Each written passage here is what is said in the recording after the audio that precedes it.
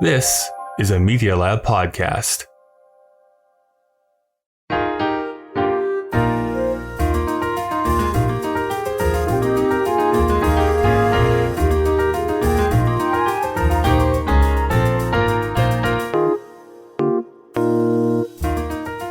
Welcome to Putting It Together, the podcast that goes through the entire body of work of Stephen Sondheim, show by show and song by song.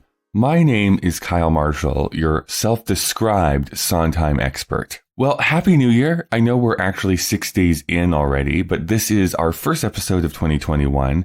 And what better way to ring in that new year than a song sung by an old matriarch who has nothing but disdain for the younger generations. I want to get into the episode, but I do want to give a special thank you to the people who have joined the Patreon here in the past week and are helping to financially support the show. We had a couple of people raise their donations per month. We got a new patron by the name of Jennifer, and we also now have a fourth member in the God That's Good tier. So it's no longer the Holy Triumvirate, but the Triumphant Quartet. If you want to financially help out the show, and please do not do so if that will ever negatively affect you financially, you can go over to patreon.com/puttingittogetherpodcast. But now it's time for Plodding Along. Plodding Along is the part of the show where I fill you in on what's happening in the plot of the show. Desiree has just discovered that Frederick hasn't had sex in 11 months, so she agrees to have sex with him. You know, to help out a friend. Meanwhile, Madame Armfeldt is trying to teach her granddaughter and gets sidetracked singing about her past flings in this song, Liaisons. Let me go thank some sponsors, and then when we return, it'll be me talking about Liaisons with Jackson Cooper. Putting It Together is a proud member of the Alberta Podcast Network, locally grown, community supported.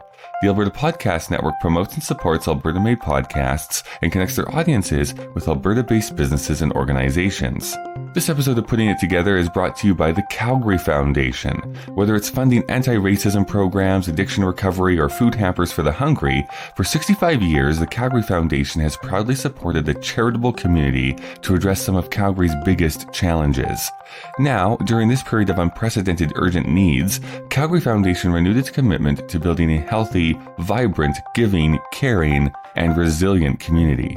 If you're a registered charity looking for a grant, a professional advisor creating a giving plan for your client, or a donor wanting to give back to community, discover a wealth of resources at calgaryfoundation.org and learn more about their work through Calgary Foundation's Facebook, Twitter, or Instagram. This week we're also brought to you by ATB, and today I'm going to tell you about ATB's podcast, The Future Of. You can join Todd Hirsch, ATB's Vice President and Chief Economist, as he connects with special guests who offer unique and useful perspectives about the future. Explore how our economy and communities can not only brace for change, but embrace the opportunity it creates. From the future of women in business to the changing nature of work itself, The Future Of helps us understand what's coming and what we need to do today to get the tomorrow we want. Featuring 2 episodes each month plus bonus episodes, The Future Of includes interviews with top community and business leaders from Alberta and around the world. Subscribe to The Future Of in the Apple Store, Google Play, Spotify, and everywhere podcasts are found. And connect to ask your questions about the future by emailing thefutureof@atb.com.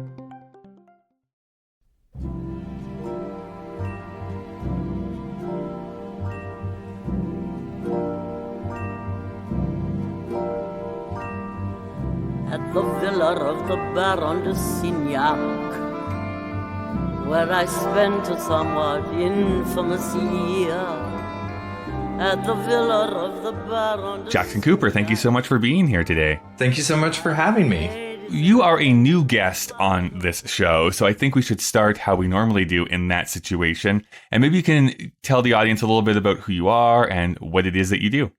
Yeah, I'm Jackson Cooper. I'm Seattle-based. I work for Pacific Northwest Ballet in their fundraising department, but I have long studied Sondheim. I've conducted his scores several times and have lectured on and written about musical theater at some universities on the East Coast and such. And so I really love to talk about Sondheim. I've done classes on Sondheim, lectures and such, and I just can't get enough of him. And huge fan of the podcast. So I'm nervous to be here because it feels like I'm talking to a celebrity. So thank you so much for having me. Oh, boy. If I am a celebrity, I am definitely on the E-list. Coming from the composing side of things, for you, what has been like the most challenging piece to conduct? You know, it's interesting because in studying his scores, night music is definitely up there for being a challenge because it's so harmonically complex and he experiments so much with it. But I think the hardest, in my opinion, I haven't had the chance to conduct it, but in studying the score, I think Sweeney is probably the most fulfilling to conduct because it is so close to an opera. And he really is, I think it's his most consistent score. And it's written for, you know, this very Wagnerian orchestra that and singers almost, that it's so rich and deep, and even when I go back and revisit the score either by listening to it or looking at it, I always find new things. But definitely a close second is night music because of just how harmonically challenging it is. Something I probably should know, but I don't. Has there ever been an attempt to turn a Sondheim show into a ballet?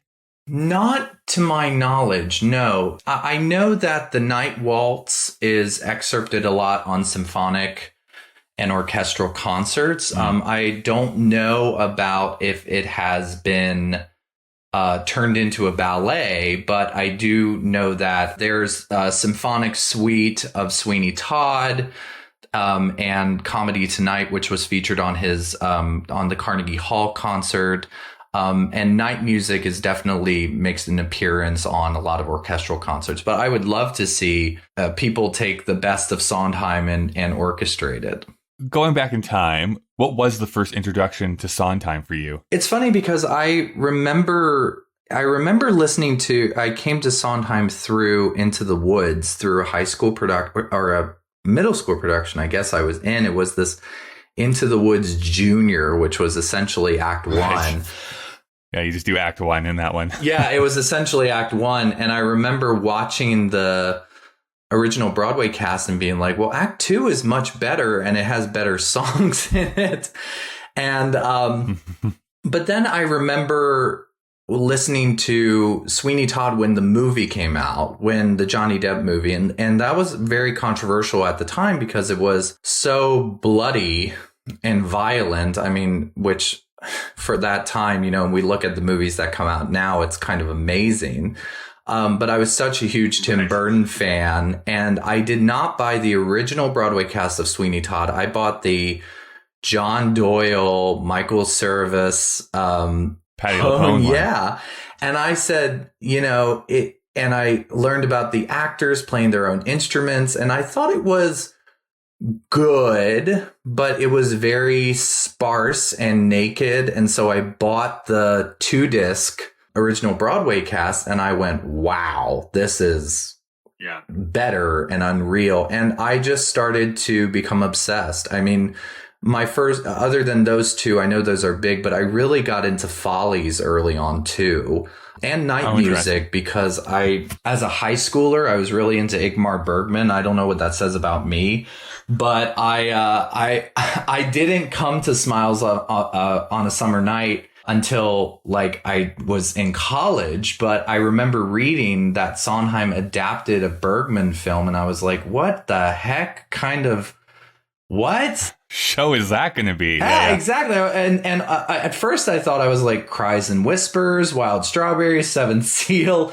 And then I kept reading about night music, and I came to that. And that's always been a constant. Like, I always keep coming back to Follies and night music and discovering new things. So it's been really good. And I'm ashamed to say that I, call myself a Sondheim fan and not expert, but, I love him so much. But I had just discovered Pacific Overtures this past summer. So I'm still discovering him, and it's quite a joy to still discover his works. I mean, I think that's the beauty of it. And what I've even discovered while doing this podcast is that even the stuff that I think I know a lot, when you force yourself to do like deep dives into it and, have like a 45-minute conversation about a specific song, boy, you get a even deeper appreciation for certain things. Like, oh, this is why it works so well for me.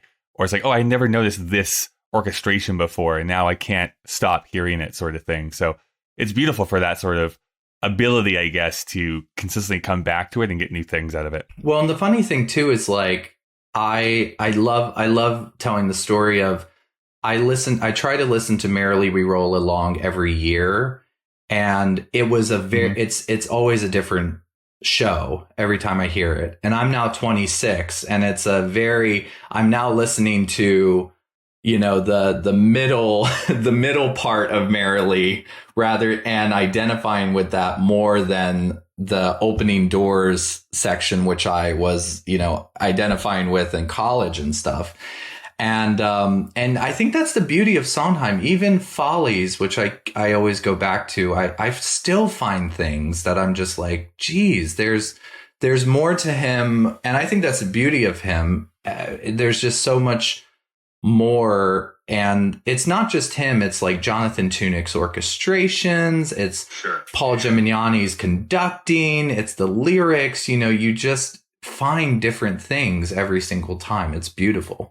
I think specifically here, too, for A Little Night Music, when I first came to A Little Night Music, I instantly was in love with the music specifically. But I was like, I don't know about the show in general or the themes it's talking about.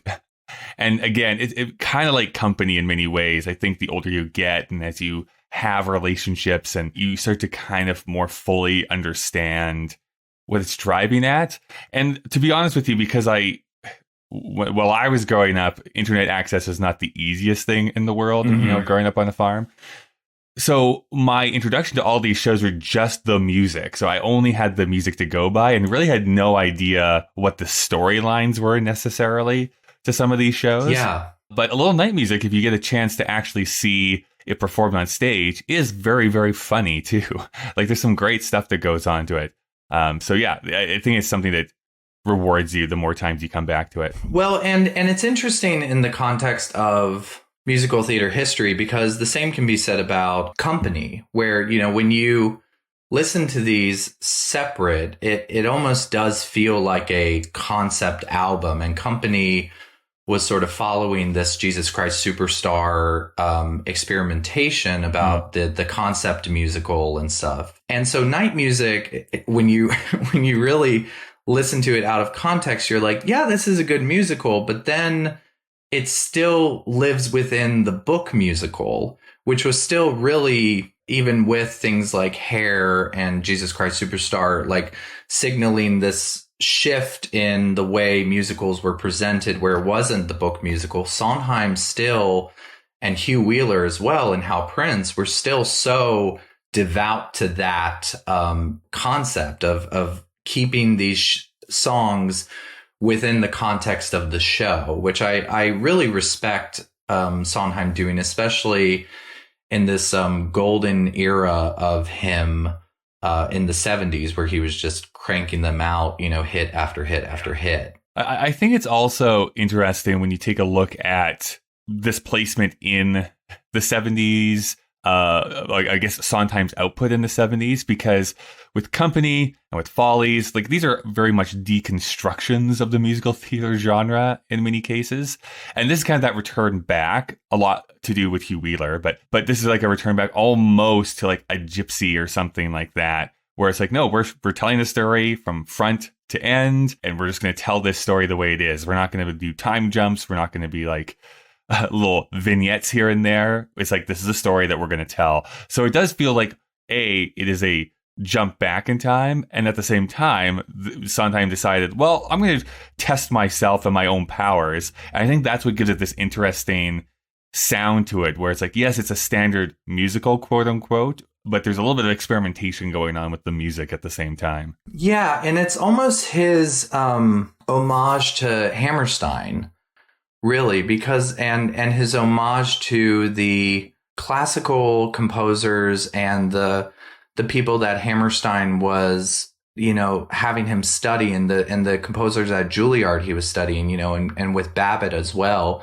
Babbitt, he famously says in an interview that Babbitt would have him deconstruct a Beethoven piece and then pull up a Jerome Kern, piece. And so you definitely see him going back to this old form. And it is, in a sense, I found a similarity in revisiting it for this podcast with The King and I, because it is an adaptation of a movie, and the script of both the movie and the musical are nearly identical, but it is a very classical form musical. You're right. It does have the introductions to the players. It sort of has this omniscient narrator of the Greek chorus and stuff.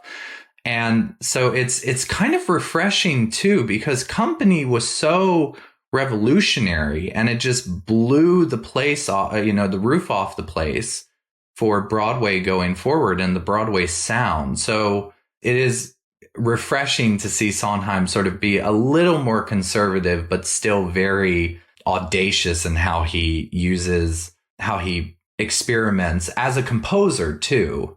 So it's just really great to go back and see how he is still being very naughty and fun within the constraints of a very typical book musical. Well, that's a good segue then into getting into the song we're going to be discussing here today. This is the song Liaisons, or Liaisons is how they kind of say it here in the song itself, which I'm going to spoil the surprise, I suppose, which is I really love this song, so I'm really excited to talk about it. It's a good little funny piece here in Act 1. But I do like to give credit where credit is due. So this is sung by Madame Armfeldt, the oldest member of the company, Desiree's mother, and she has been performed by a bunch of different people. But the three performances that we're going to be focusing on here this season is the original Broadway cast, which was sung by Hermione Gingold. Then in the 1995 London version by Cyan Phillips. And then the 2009 revival, which was Angela Lansbury. Madame Armfeldt starts off by singing, "At the villa of the Baron de Signac, where I spent a somewhat infamous year, at the villa of the Baron de Signac, I had ladies in attendance, fire opal pendants. Liaisons, what's happened to them? Liaisons today? Disgraceful, what's become of them? Some of them hardly pay their shoddy way." At the villa of the Baron de Signac, where I'd spent a somewhat infamous year. At the villa of the Baron de Signac, I had ladies in attendance, fire opal pendants. Liaisons, what's happened to them? Liaisons today. Disgraceful, what's become of them? Some of them hardly pay their shoddy way. So just in this opening little bit here, anything that you want to call out? I think it's fire opal pendants. I love the imagery of that. And it's, I always think of this song, and I hope this isn't jumping ahead, but it's such a transportative song. Like, it takes you somewhere. It's like a storytelling song without filling in too many details. There's enough specifics here that your mind is being able to like fill in all the blanks and be like, oh, okay, no, I totally get what you're talking about. Well, and it reminds me of Another 100 People, where it says, and they come together past the postered walls with the crude remarks. And you see that immediately. And so, yeah, for Sondheim to do that, but also right off the bat, she is establishing her privilege in this place, and it's interesting, that she is immediately, hardly pays their shoddy ways, almost like she knows those girls, not just having seen them, but maybe having been one. So Sondheim is putting all this character development already in the recollection of this spot. What about you? What do you take from this stanza? Well, what I love about it, and we'll get into a bit of a story that Sondheim even talks about the original performer of this song. It's this idea that, hey, back in my day, we could have these trysts and I had all these love affairs. And that might be even partly how I got my wealth. It's never really filled in necessarily. But I like that it's essentially simultaneously this story is taking place in the past, but commenting in present day, like 1973 or 74, whenever this show debuted, right? Where this is, after, summer of love and like open relationships and all this type of stuff of the sexual liberation happening. And she's basically commenting on that fact, like, back in my day, I had all these love affairs with all these very important people, and now people are so prude. I don't know. There's a double thing going on there that I actually quite like. But I think what you're also honing in on is the language that Sondheim is using here too. And I don't know if he ever gets self-satisfied smiles, but I feel like he deserves them sometimes for when he gets like a really great rhyme scheme going on. Because you already called out like ladies in attendance, fire opal pendants. Like, that's a great little rhyme that he did there. It just sounds nice in my ear. It's like there's this poetry of the language that's going on at the same time. Yeah, I think I really think, this is so classic golden age Sondheim, very different from the Sunday in the Park, where he is kind of smiling at how brilliant he is, and we see that as far back as Gypsy. And so I think it is also refreshing. We see it a little bit in Now, Later, and Soon. But I really love this because it is him having this wordplay, and really going back to that. It's all about the lyrics, and you can have so much fun, as much fun writing the lyrics as you can listening to the lyrics, or I guess the other way around, listening to the lyrics as you can writing them. Yeah. Well, talking about that, I don't know how divisive this is, but we're getting into another one of my favorite rhymes that Sondheim came up with. So, Madame Armfeldt continues on by singing, "What once was a rare champagne is now just an amiable hawk. What once was a villa at least is digs. What once was a gown with train is now just a simple little frock. What once was a sumptuous feast is figs. No, not even figs, raisins. Ah, liaisons." So... What once was a rare champagne is now just an amiable hawk. What once was a villa at least is digs. What once was a gown with train is now just a simple little frock. What once was a sumptuous feast is figs. No, not even figs. Raisins. Ah, liaisons. I love that. And I'm going to be very honest.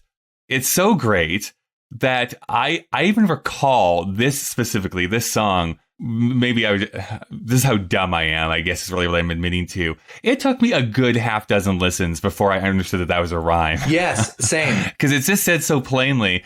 And then it's like, wait a second, he's rhyming raisins with liaisons. Like that is actually a pretty cool little thing I remember reading a book on Sondheim, and they said, isn't it brilliant that he rhymed raisins in a song? And I went, what are they talking about? And then I went, liaisons. Yeah. It is so good. And it's great too, because here he is breaking the rules that the master who he, studied with, Hammerstein, had put in place for lyrics. And he's just having so much fun breaking them within reason. So, it's like, you can't rhyme raisins and expand the syntax of the pronunciation of liaisons to make that, but he does it. I should note Sondheim was an incredible, I mean, we know him as an incredible wordsmith, but he loved anagrams.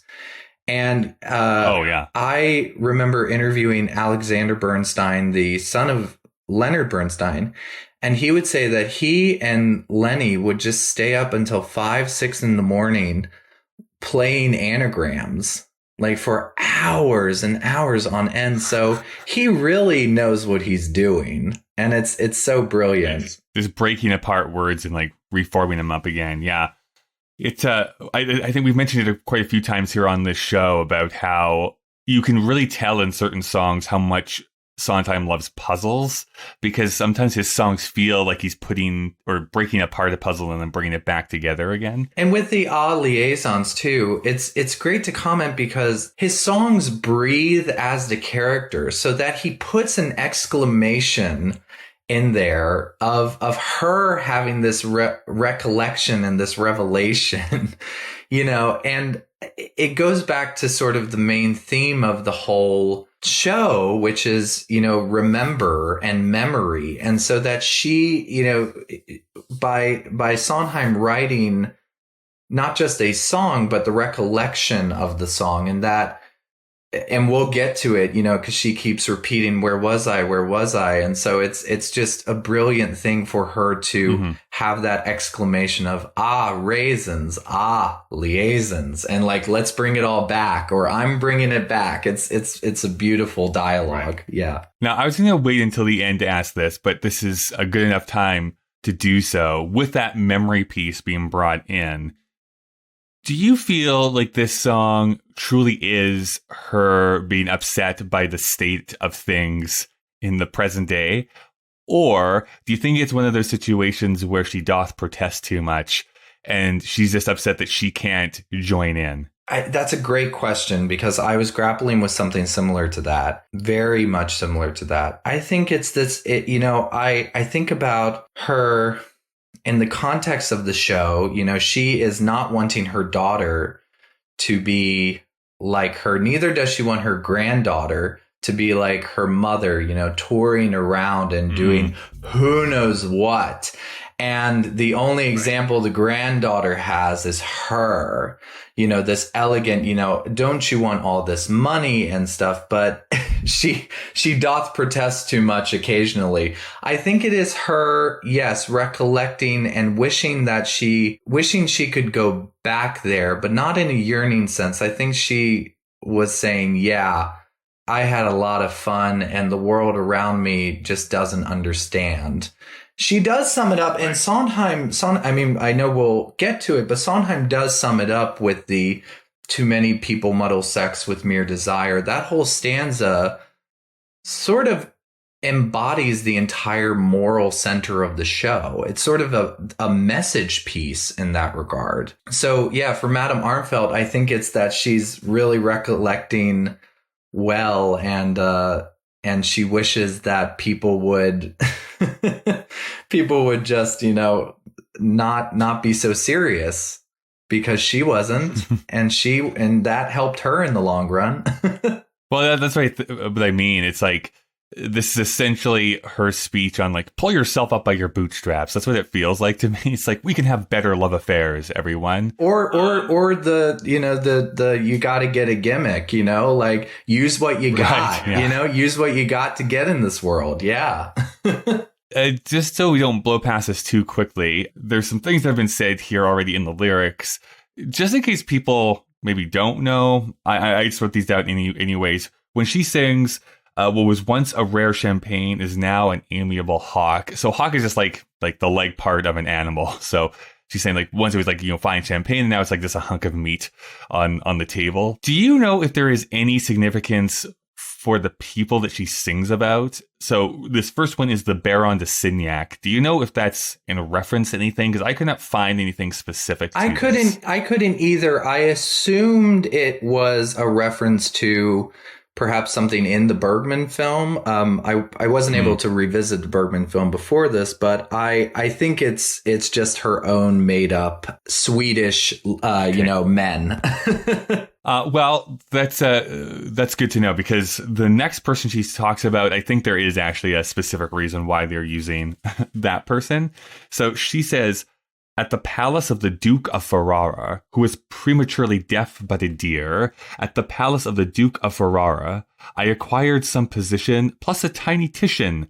Liaisons, what's happened to them? Liaisons today? To see them indiscriminate women, it pains me more than I can say. The lack of taste that they display. At the palace of the Duke of Ferrara, who's prematurely deaf but a dear. At the palace of the Duke of Ferrara, I acquired some position plus a tiny Titian. Liaisons, what's happened to them? Liaisons today. To see them indiscriminate women, it pains me more than I can say. Ferrara, for those who may not know, because I did not, this is like the most important Italian city during the Renaissance. So I think that's what the reference here is. And then if a Titian, she says, I acquired a tiny Titian. So Titian was a painter. So all she's saying, she got a tiny, small painting. And he was like this really important member of the 16th century Venetian school. So it would have been a pretty, she could probably sell that off for quite a lot of money if she needed to. And she probably did. Yes. Because I think that's not even really subtext. I think it becomes text later on here in the song.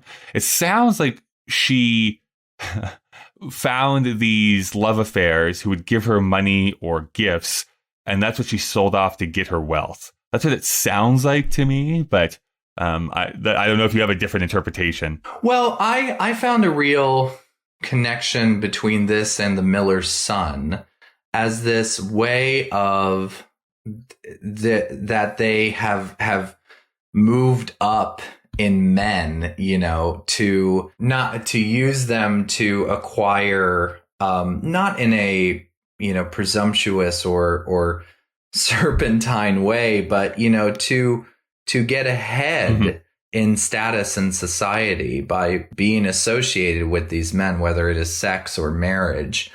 And the ways that, and the whole show is really about how people use one another, and the primal sexual urges that sort of spar that or ignite it or exacerbate it. So I think those two songs are very similar. They are similar in structure, but they're also similar in showing how the older generation has used, sex as power, and then the younger generation is planning to use marriage and sex to get ahead as well. I mean, the other big thing here, too, going back to word choice, of course, we already heard the position and Titian being rhymed, but there's also the indiscriminate women it. It always tickles me a little bit that we're able to sometimes rhyme things halfway through a thought process, and it very much like rolls together there for us. Right. And there's a lot of, he talks about in his books about internal rhyming and how that, like, he really latched onto that in things like Gypsy and West Side Story. Mm-hmm. But I think Night Music, he really takes advantage of that, and having words that rhyme with one another and sound very similar right next to each other to give the illusion that it's rhyming, but it's actually not. And there's a section at the end at the end of this song where he does that. So it's just brilliant how he's using assonance, consonants, internal rhyme, and really inverting how we think of poetry as it relates to a song. I think sometimes I mention this too much here on the show, but it just feels like things that are being stated until you really break it down and realize, oh, there actually is rhymes, internal rhymes, and sometimes it doesn't sound like when you first start writing your own poetry, I find it's very obvious rhymes that people use. And this is like the next level up where it's like things are rhyming and it doesn't even sound like it's rhyming when you first listen to it. Well, and also, yes, absolutely. And it's also telling a story. You kind of get it at first, but you don't hear the progression of the story or that it is the story. You hear something very similar to Miller's Son, where it's just three sort of consecutive individual things that are not connected. But then you go back and listen and you hear that the things that are connecting everything and creating the story are the rhymes. And it's fascinating, how he does that. But you're right. You don't get that at first, especially on the first maybe three listens. I remember I used to skip over this song because I was like, right. Oh, it's so long, and the B section doesn't come in until, 2.5, almost 3 minutes in. So I remember just going like, oh God, it's so long. But then I started to appreciate it because, as you had mentioned, it is a beautifully rhymed song, but it's also telling such a deep and long journey of a story. I had a very similar backstory, which is like, as like a 17, 18-year-old kid, and be like, what do I care about a bunch of dukes and stuff that she's talking about? I don't get it. Yeah. And it's not fast like Miller's Son, it doesn't have this start-stop quality to it. But then I thought about like, I think about opera arias, which are, 6-7 minutes long, the Lucia aria, the letter scene from Onegin, and often it does not repeat, like a popular song or go back to a chorus. It tells a 6 or 7 minute long story. And so I thought, oh, well, then that's what Sondheim's writing. He's writing this aria for this grande dame in the show. Well, that grande dame continues on and says, where is style? Where is skill? Where is forethought? Where's discretion of the heart? Where's passion in the art? Where's craft? With a smile and a will, but with more thought, I acquired a chateau extravagantly overstaffed. Too many people muddle sex with mere desire, and when emotion intervenes, the nets descend. It should on no account perplex or worse inspire. It's but a pleasurable means to a measurable end. Why does no one comprehend? Let us hope this lunacy is just a trend. Where is style? Where is skill? Where is forethought? Where's discretion of the heart? Where's passion in the art? Where's craft? With a smile and a will, but with more thought, I acquired a chateau extravagantly overstuffed. Too many people muddle sex with mere desire, and when emotion intervenes, the nets descend. It should on no account perplex or worse inspire. It's but a pleasurable means to a measurable end. Why does no one comprehend? Let us hope this lunacy is just a trend. There is some good wordplay going on right there. But what do you think she's trying to communicate? I think she's trying to communicate I don't think Night Music has any point to it as a show, except that it's this really romp sex comedy. It's very, it's very Midsummer Night's Dream, where it's, let's just watch these people, romp around the woods and trade lovers. But, Sondheim gets pretty damn close to a message with that, too many people muddle sex with mere desire, and when emotion intervenes, then it descends.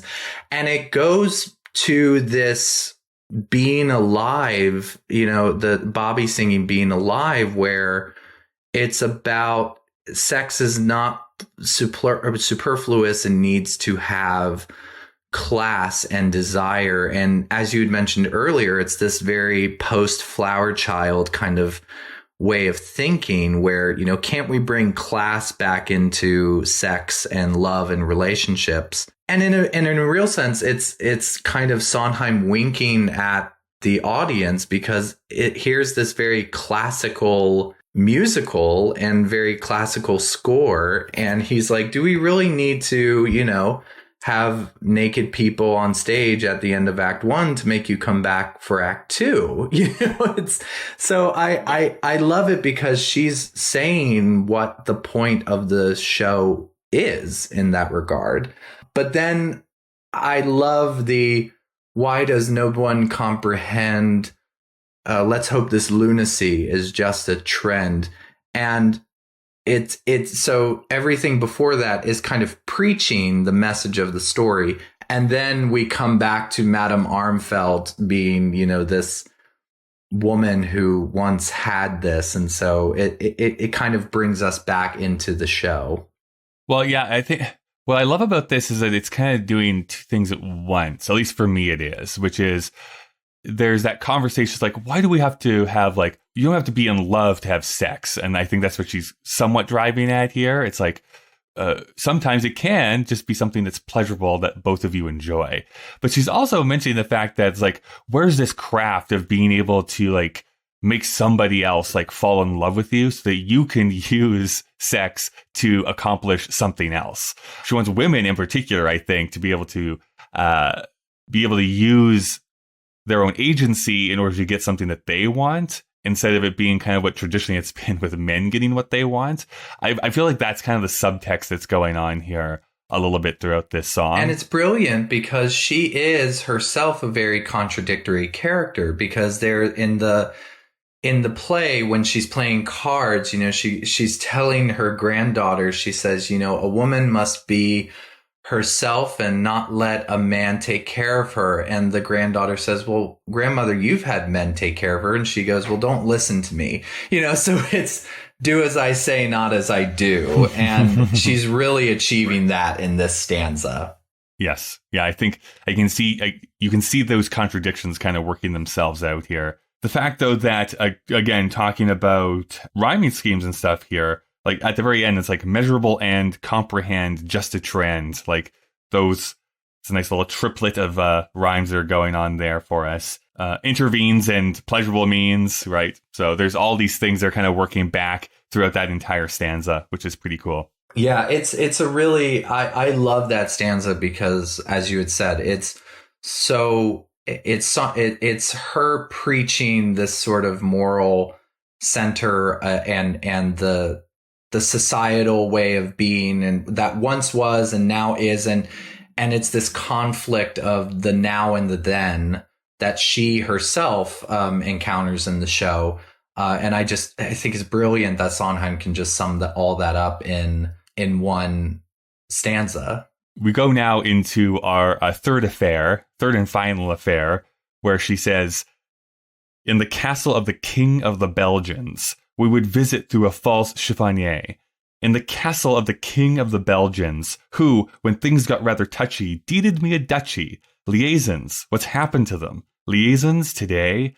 Untidy, take my daughter I, totter I, tried my best to point the way. I even named her Desiree. In the castle of the king of the Belgians, we would visit through a false chiffonnier. In the castle of the king of the Belgians, who, when things got rather touchy, deeded me a duchy. Liaisons, what's happened to them? Liaisons today. Untidy. Take my daughter, I taught her, I tried my best to point the way. I even named her Desiree. Now, you might have to remind me, we know already that she's the mother to Desiree in the show, do we Correct, not? yes, because glamorous, she references it in the first scene with her granddaughter, but then Glamorous Life 2 has the letter scene where she writes to her mother. Yes. Yeah, I was like 99% sure, and then I was like, wait, is this supposed to be like a reveal here in this stanza that she's the mother of Desiree? But it is a reveal of her sensitivity, because we see Madame Armfeldt up to this point in the show as this very, B. Arthur kind of, getting quips and stuff at Desiree. Aren't you going to say have a nice day? No. Look, in the 45 minutes that I served you, you complained about the food, the coffee, the service, and said that in my case, a sprinkle a day wasn't quite doing the trick. I don't care if you have a pulse, much less a nice day. Take my daughter, I taught her, is such a reveal of her desire to, really be like, no, I kind of did this to give my to teach, I'm teaching my daughter through what I learned about taking control of yourself as a woman and not being, rising above where you come from. Right. And I think what is actually more interesting here, and I mean, very sure that Sondheim would know this as he is like this fan of language. And Desiree is the French word for desire. Like, so what she's saying here is that she named her daughter Desire.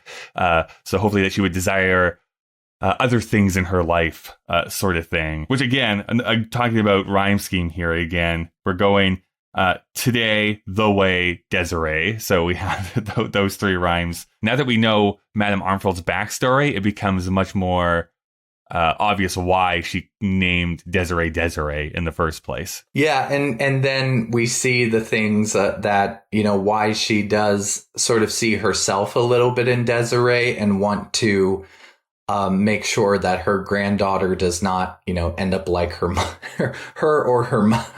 mother. It's also, I just want to comment on a musical thing, is that when she sings Desiree, it is a solo clarinet, which is, I'm sure, the brilliance of Jonathan Tunick, which it is, of course, the opening solo heard in Send in the Clowns. So this sort of foreshadowing of Desiree as this clarinet, I think was just it was something that, again, I was listening to again for this podcast, and I didn't realize that. And I went, oh, okay, that's interesting. And Sondheim was really big, and Tunick as well, were really big on, associating groups of instruments and solo instruments in particular with certain characters. So I just thought it was an interesting foreshadowing of Send in the Clowns and Desiree's, desire and sadness. Honestly, that's the biggest thing, talking about going back and finding new things. When you hear those little allusions to songs coming up or other songs in the show, you really see how integrated all of these songs are to one another. I would like to actually see this show performed, I guess, kind of in that John Doyle way where everyone has their own instrument, because that is originally what they were going to try and do. And really, it's only Henrik who has like the cello still, where everyone is actually going to have their own instrument that they had with them throughout the show.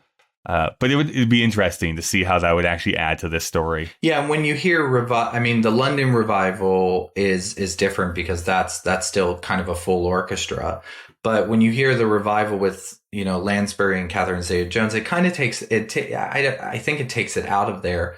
But it's also really just a testament to scores, especially during this time with Sondheim. These really big golden age era, they do need to be performed with a full orchestra because you do get the nuances, and it makes it more of a symphonic and operetta piece because Tunick is doing this very opera thing in his orchestrations of not just assigning characters to instruments, but foreshadowing and recognizing when Sondheim himself is making connections to later, and it's just great. I love it. Another just piece of language I love in this section is the got rather touchy, deeded me a Dutchie No one uses line, which I think is so no fun. one uses deedent anymore, Mr. Sondheim. It's just brilliant. Yeah. I don't know why, because I don't think it even shows up there. This is going to be such a weird reference. Are you familiar at all with a 1970s Disney film called Bedknobs and Broomsticks? I love Bedknobs and Broomsticks. Absolutely. Yes. Okay. I am also a fan. Well, actually, Angela Lansbury stars in Bedknobs and Broomsticks. Anyway, there's this song called Portobello Road that happens in it. Yeah. And for whatever reason, Deeded Me a Duchy sounds so similar to a lyric that happens in that, which I think it's something about a duchess, anyways, that they talk about in that one. I can't remember what the actual line is off the top of my head. But every time I hear that, I'm like, why do it instantly flashes me to Portobello Road? There's pure inspiration in every creation. No cheap imitation, not here in me store. With garments as such as was worn by a duchess. Just once at some royal occasion of yore. What's so funny, too, about this whole show is that it sounds British, but it's not. The thing about it is it's not, it's supposed to be set in Sweden, if I'm not mistaken. Right. But it has this very British sensibility to it. And I think, Sondheim putting Deedent and things like that in it, it makes us think it's that, but it's not. So it's great. Well, here's how the song ends then. She goes, in a world where kings are employers, where the amateur prevails and delicacy fails to pay, in a world where the princes are lawyers, what can anyone expect except to recollect Liaisons? And then she falls asleep. In a world where the kings are employers, where the amateur prevails and delicacy fails to pay. In a world where the princes are lawyers, what can anyone expect except to recollect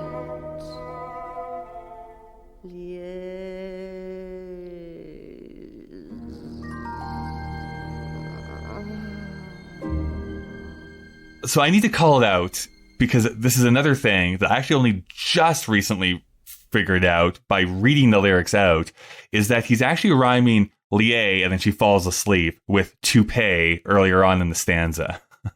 So I think that's another brilliant thing about rhyming the first half of a word before you get cut off. No, it's great, and I love that where it's in a world where the princes are lawyers. It's bringing, it's almost like she's bringing it into the current world of the show, not just the show, Sweden and all that, but like Broadway and the world outside. And so it's creating this universal message, and she is talking directly to the audience this entire show, but it does kind of bridge that fourth wall gap with the Broadway audience, which I think is just great. And plus we get a dig at lawyers here too, which is like everyone's favorite punching bag, right? So it's like nowadays there aren't very many princes in the world anymore. So the people of well repute are lawyers, and who likes lawyers? And again, that is also what Frederick is. I think that might be more to the point here. Is like, I can't believe my daughter might be trying to go out with this lawyer dude. Right. And yes. And how now this pursuit of wealth is becoming more with, royalty, you're right, is defined differently this time. And how sad is that we can't live in a world where there are princes? Now, before we pushed record here today, you were mentioning, like, in particular, some of the orchestrations that were interesting about this piece. I don't know if you wanted to expand on that a little bit. Yeah, one of the things I think, especially in this song in particular, is, how lush it is, the strings. I found too, what's interesting about this is orchestration wise is how Hermione Gingold, she can sing and she can hold a tune, but she's very much like Glynis Johns, where she only has a very limited note range, which Sondheim, had originally been slated to write the score to Gypsy for Merman at the behest of Hammerstein, who said, you need to learn how to write for a star and somebody with a 3-note range. But of course he didn't. He wrote the lyrics. So I think it's really interesting that Sondheim is writing this as sort of a speak-sing song.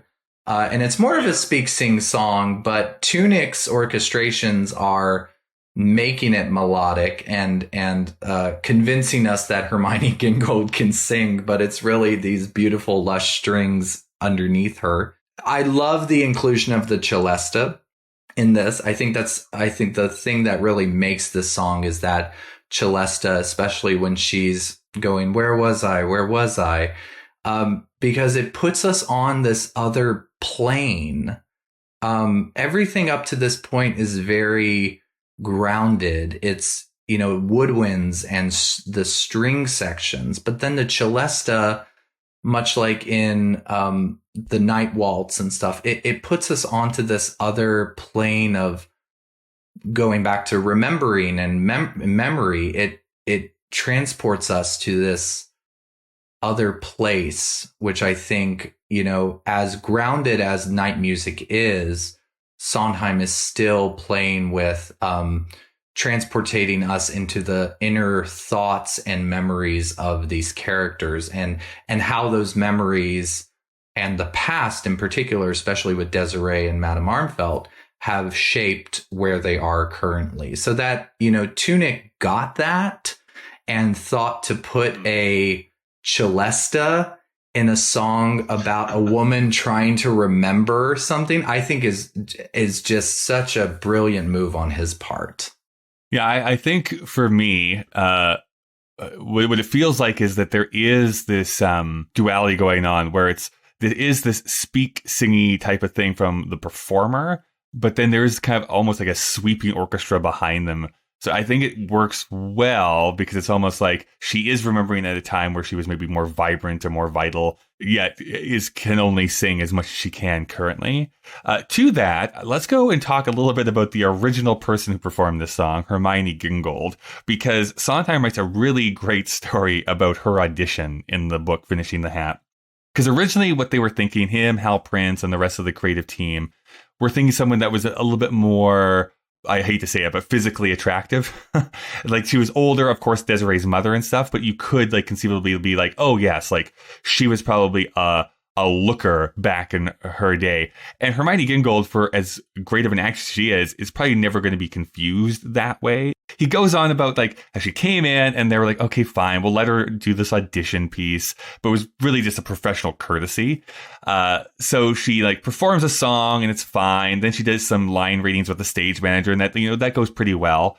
And then he says she does this thing. So she thanked us for allowing her to audition against our better judgment. Not that anyone had told her such a thing. She had merely assumed we would think her wrong for the part. She then added, I noticed that in the script, Madame Armfeldt is 74 years old. Coincidentally, gentlemen, so am I. I also noticed that when she dies at the end, the stage direction indicates that her wig slips a bit off her head. And with that, she lifted off her wig, revealing herself to be completely bald. As the clang of 3 jaws hitting the floor died away, she thanked us once again and left the stage. We decided to give her the part before she had left the theater. Incidentally, she was actually 75. I love that. I love it. And she does so good. She's actually also in the film version of A Little Night Music, but painfully they don't include this song. No shit. No, they include it. Liaisons in the movie. They include it as this weird 30-second instrumental bit as she is longingly looking out the window at a full moon. And it's and it's horrendous. Yeah, I mean, we should do a whole podcast on the movie because there's a lot wrong with it, a horrendous amount wrong with it. Mm-hmm. But yes, but she does do a great job, and it is incredible. I mean, it's the same with Cariou in the film, it's so good in the film just to see those performances preserved.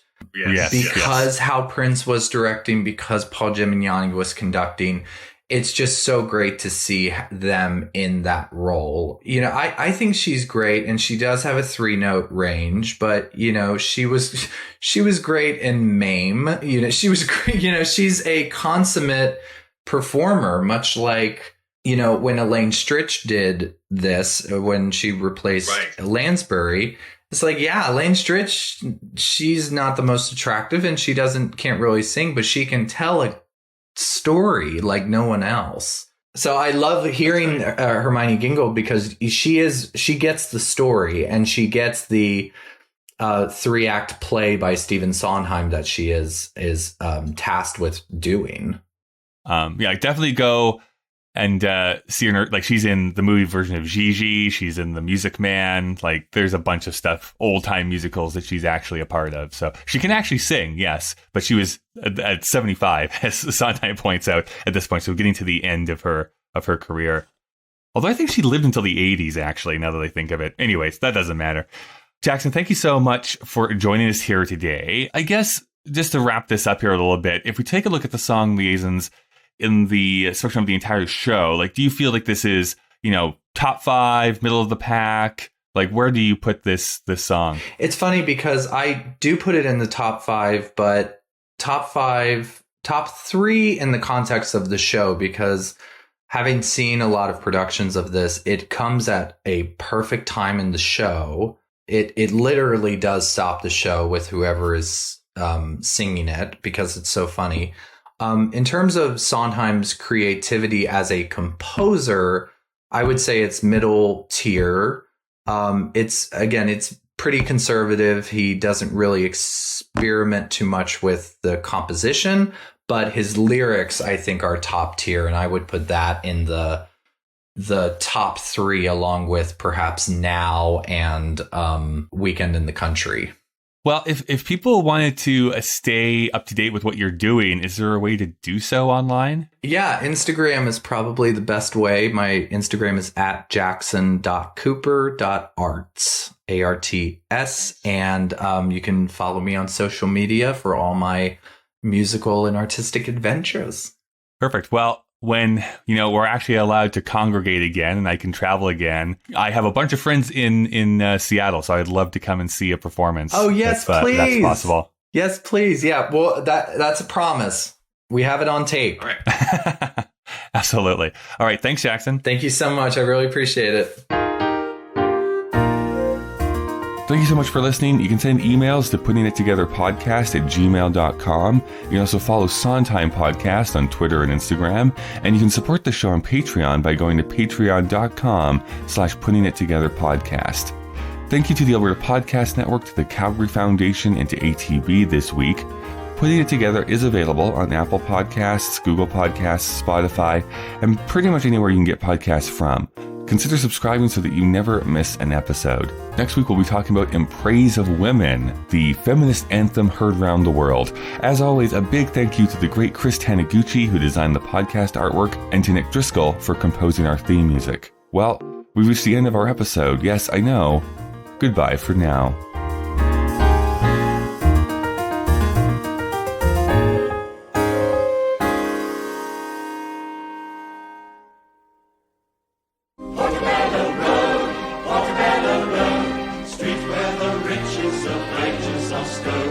Artifacts